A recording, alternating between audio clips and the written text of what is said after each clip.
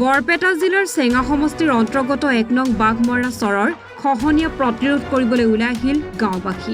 দীৰ্ঘদিন ধৰি ১ নং বাঘমৰা চৰত জলজলি নদীৰ খহনীয়াই ভয়ংকৰ ৰূপ ধাৰণ কৰাত অঞ্চলটোৰ কেইবাশ হেক্টৰ কৃষিভূমি নদীৰ বুকুত যা যোৱাত ভূমিহীনত পৰিণত হৈছে শতাধিক পৰিয়াল।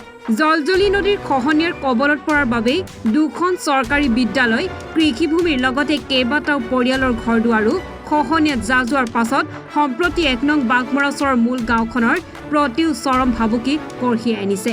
চৰকাৰ তথা প্ৰতিনিধিয়ে কোনো ধৰণৰ ব্যৱস্থা গ্ৰহণ নকৰাত বাৰিষাৰ আগতেই গাঁঠিৰ ধনেৰে নদী বান্ধৰ কাম আৰম্ভ কৰিছে ভুক্তভোগী কৃষক ৰাইজে।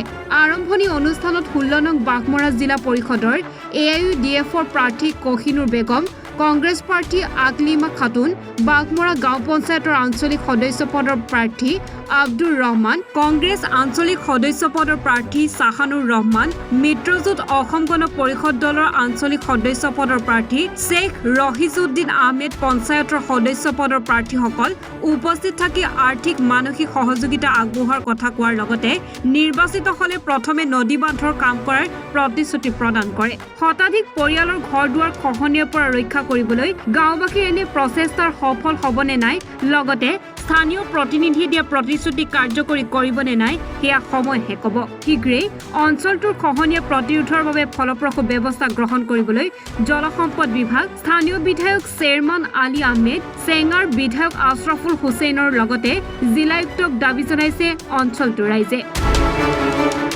আজি ইয়াত আমাৰ এটা নদী বান্ধৰ শুভ উদ্বোধনী অনুষ্ঠান উদ্বোধন হৈ গ'ল। ইয়াত আমাৰ ১ নম্বৰ বাঘমৰা চৰৰ এইখিনি আচলতে বেছিভাগ ২ নম্বৰ ৱাৰ্ডত এইটো এটা আমাৰ নদীৰ ডাঙৰ সমস্যা।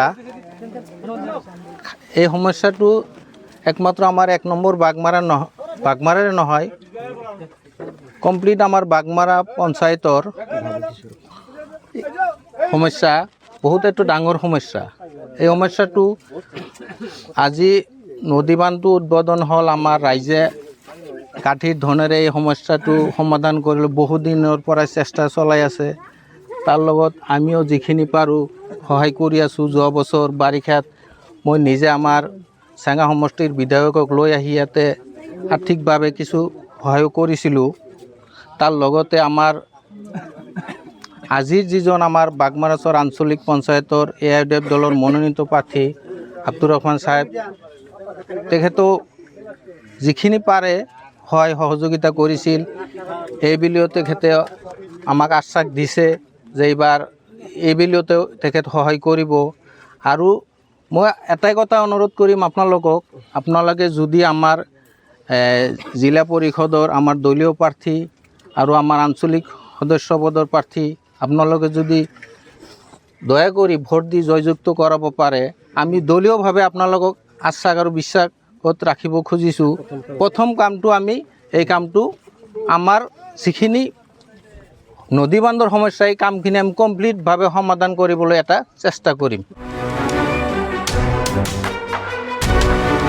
নগৰবেৰাৰ পৰা বাহাৰুল ইছলামৰ ৰিপৰ্ট, এনি ভাৰত 24।